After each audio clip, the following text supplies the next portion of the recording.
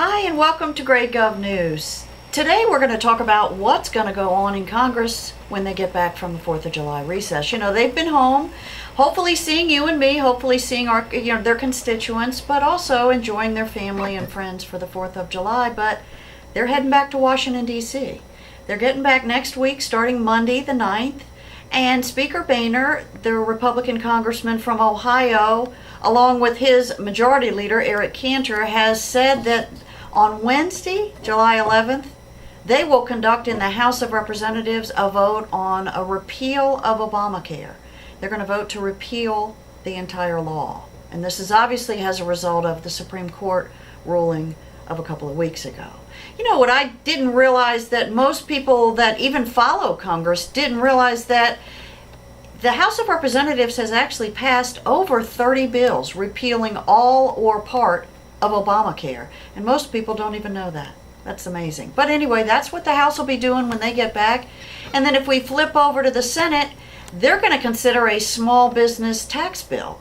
And this bill is one that allows small businesses to get certain tax breaks if they hire certain people. But you know what's interesting about this, and I know probably a lot of the viewers know this, all money bills, that's what we call them, all money bills or spending bills, revenue bills, tax bills, anything dealing with money, all money bills have to originate in the House of Representatives, and that is per our Constitution.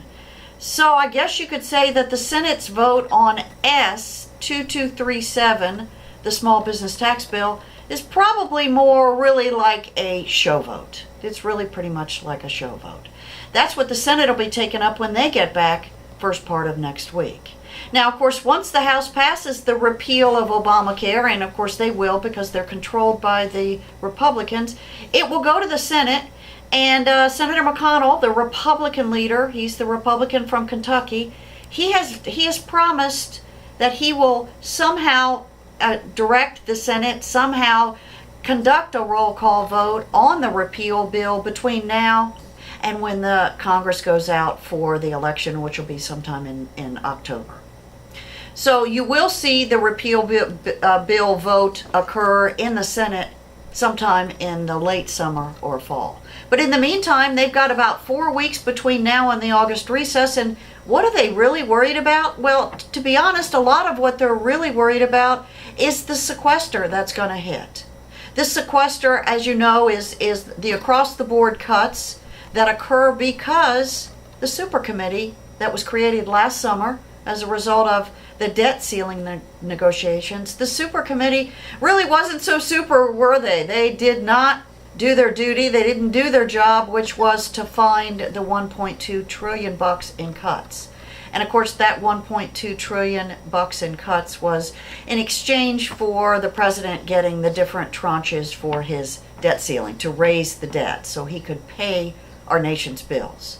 And of course, we didn't really have a lot of negotiations with the president. Congress just didn't see the president negotiating or participating really in hardly any way. So they were left up to their own devices, if you will, and they ended up creating the super committee. It was 12 men and women from the House and the Senate, and they were the ones that were supposed to find these deep cuts, the $1.2 trillion, and the punishment, if you will, for them not being successful in finding the $1.2 trillion in cuts was what's called the sequester, the across-the-board cuts that are going to occur in January. But of course, we all know that the across-the-board cuts hit defense a whole lot harder than any other industry. And that's really what will be behind the scenes, going on behind the scenes, will be the focus of the Republican leadership in the House, the Republican leadership in the Senate, and hopefully some of the Democrats in Congress.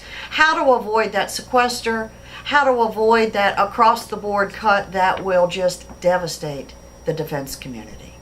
So that's sort of in a nutshell what's going to happen the first week back. I'll be talking to you in the coming days, in the coming weeks, as we go through July, get up to the August recess, and you can learn some behind-the-scenes news on what's going to happen, hopefully how they'll resolve the sequester and the across-the-board cut when it comes to defense.